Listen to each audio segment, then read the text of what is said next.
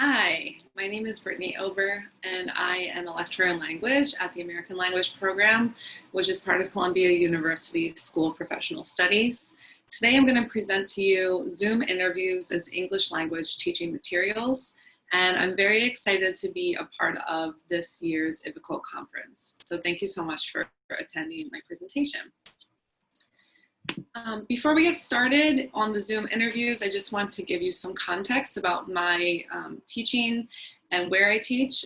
And so the American Language Program, we have an intensive English program of many different levels, ranging from CEFR A2 to about C1.2. And we teach integrated skills. We also teach with weekly themes that we develop over the course of the week.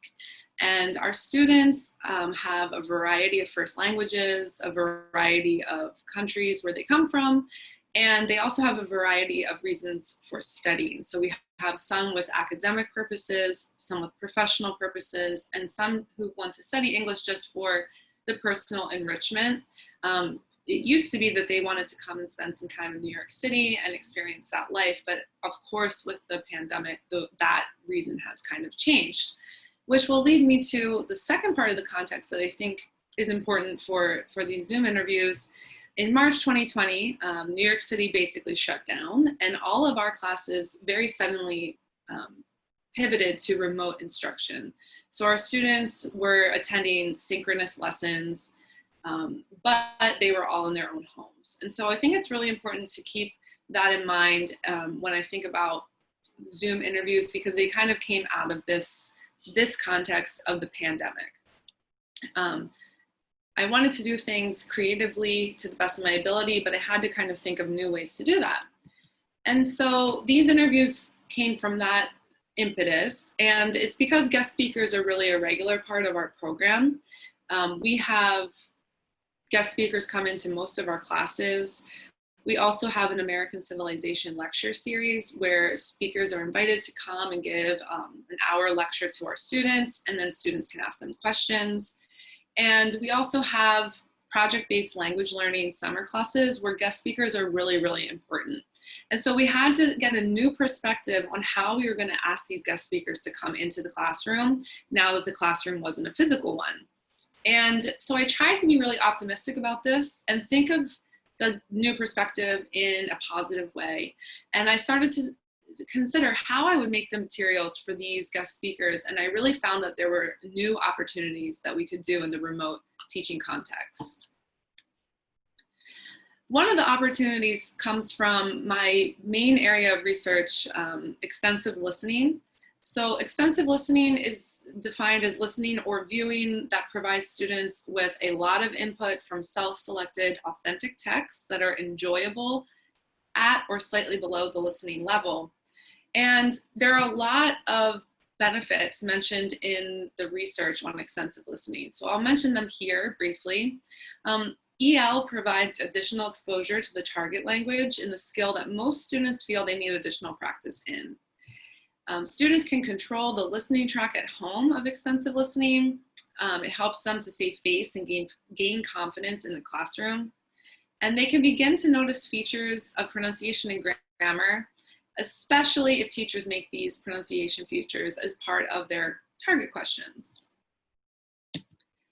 Chong says that habitual engagement in EL can help listeners gain fluency, and they can also self-select these texts, so that increases their autonomy and independence in language learning.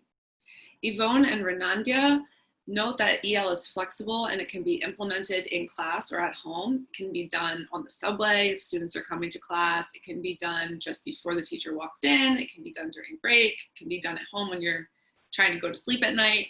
And so it's really something that you can get your students in tune with, and they can make it a habit. Vandergrift and Go emphasize that EL provides metacognition practice for students, and visual cues actually enhance performance in listening as opposed to listening that is done without any visual cues. And this comes from Hamdan and Al-Hawamda. And I'm sorry if I mispronounce any of these names. So with the Zoom interviews, I started to think about ways that we could mix the intensive and extensive listening features, because I love extensive listening, but you really can't do it in the classroom, especially remotely. So let's review the intensive listening features. This is usually done in class. The teacher selects the texts. They are shorter texts, about 2 to 5 minutes. The teacher usually manages the sequences of the tasks, so in a textbook, for instance, or teacher-generated materials. And these question types usually focus on main ideas, details, inferences, or developing listening skills. Whereas the extensive listening features, this is usually done out of class. They're student-selected passages. They're longer, and for me, I mandate 15 minutes or more. They can go up as long as the students want. The sequence of tasks is co-managed because the students are at home and they have the independence to kind of approach the assignment any way that they want. And some of the question types do focus on main ideas, but more about personal reaction, making connections, and metacognition.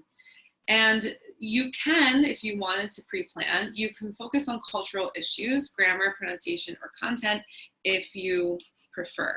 So you have a lot of choices here to mix and match. And I think the other thing that I was considering when I was thinking about Zoom interviews are the challenges of listening, because now it's remote. So the challenges of listening, students say speech is too fast and variable. Students struggle with unfamiliar accents. And what I mean here is like any voice that they hear over and over again, such as the teachers, they get familiar with that pretty quickly. So when you implement listening text in your class from other speakers, any accent can be unfamiliar. So for me, it's very important to provide a variety of voices, especially in today's world where English speakers have a lot of different accents, which I think is great. Students also hear a lot of new unfamiliar vocabulary words, but they're both academic and informal. And traditional listening texts usually focus on academic words. I think informal words are also really important for students. They face difficulties comprehending the grammatical simplifications and shortcuts made by speakers. And they also have trouble processing connected speech. So it's important. And the last one here is about the remote. So the remote environment with synchronous extensive listening happening as the class is going on, it's a whole listening text, right? This is really cognitively taxing. And I want to just briefly mention that in the summer of this year, I attended a webinar put on by the Whitney Museum for their exhibit called Vida Americana. And it was in Spanish, which is my second language. And this was high-level academic, specialized art, history, vocabulary, and language, right? It was an hour long, and I felt like it was so incredibly mentally difficult for me to maintain my concentration, to process all the language. And part of that was just because I don't get to do a lot of extensive listening in Spanish. But the other part of it was being at home in my house. You know, I look out the window, I see someone going outside. Ooh, who's that? I have my phone. I might want to look at the time. So being remote and isolated from each other in the classroom, I think does change the experience for students and makes listening even more difficult than it already is. So we have to keep this in mind. And so my main solution for these guest speakers and how to implement all of these principles of listening came through this idea of Zoom interviews. And I want to share with you the process of how I set these up. And you could do the same. So the first thing you need to do is choose someone to interview. Obviously, you want that person to be a good speaker that your students would look at as a type of public speaking model. You would also want someone who connects with the content of your class. And for me, I felt very comfortable because the people I did this with, I had a personal relationship with, so it was a little bit easier to do. Then once you choose your speaker, you need to write the questions that you're going to ask. And in my case, I would email those questions to the speakers so that they weren't surprised by what I was asking them. And then I conducted the interview on Zoom. And so I just went into my Zoom room, I recorded to the cloud, and then I had to watch the interview a few times, which is a little bit awkward to see yourself on video and in your professional speaking context. It's a little bit awkward, but you have to watch the interview a few times because you're going to use that text to write materials. And with these materials, you can really consider different activities like making predictions, main idea questions, details, inferences, discourse analysis, synthesis, summarizing, grammar, vocabulary, discussion, even reflection, and the list goes on and on. So you have a lot of flexibility and creativity in this process. So I'll share with you the two examples that I used in my class materials. The first one was with Caitlin Keller, who happens to be my sister. She's a former college basketball player, and the class that I conducted this interview for was a project-based language learning class that was about sports and games. And so our interview was about 23 minutes. And what I did was I made questions with previewing and making predictions after watching 1 minute of the interview. Then the students went home and they did the extensive listening part for homework. So they had all of the interview questions in a list. They listened to me ask those questions. They could read them at the same time as me asking. And then they had to write whatever they could hear from Caitlin as her answer. Then they went back and listened to the interview again, and they tried to add a supporting detail for each of the sections. And I really emphasized that they didn't have to get the whole thing. It wasn't the goal to write down word for word. It was really just to kind of hear what she was saying and get the gist. Then they did more of the intensive type of listening for true and false questions. And then they practiced some inferences with vocabulary. When we came back to class the next day, we conducted a discussion about the listening, and then we practiced the grammar, which was phrasal verbs. And so this is where the teacher can really kind of be a little sneaky, which I like. If you know that you want your students to practice phrasal verbs based on this interview, you can work them into the questions that you ask the guest speaker. And I didn't tell my sister, hey, we're doing phrasal verbs. I don't even know if she knows what they are, right? But naturally, phrasal verbs will occur in a conversation. And so she did use quite a few of them, I think about 10 to 12. And I was able to review the grammar with my students, have them listen to the examples, and then create their own sentences with phrasal verbs with the ones that my sister actually used. So it worked really well. Another example of an interview that I conducted was with a friend of mine named Kelly Shetron, who is an essayist. And my students in this project-based language learning course were learning about New York. And her essay that we chose was called A Year in New York. It was published by Volume 1, which is a Brooklyn, New York publication. And so the students had already read her essay, and then I interviewed Kelly, and the interview was about 19 minutes. The students listened to the interview. They made predictions based on what they had read. They answered main idea, detail, and short writing exercise questions, because Kelly was talking about writing and her process, and so they were able to kind of test out some of the advice that she gave them. And then they actually wrote questions that they would want to ask Kelly based on either the interview or the essay, because in the next class, she came to the Zoom room and did a live Q&A with the students, which was really awesome. So this was a multi-class sequence of lessons, and it was really exciting for the students. As you can see here, you have a lot of flexibility and, again, this creativity to really go whichever direction you want and to really weave together these intensive and extensive listening principles. And so very quickly, I'll just review what I think the benefits are of these Zoom interviews.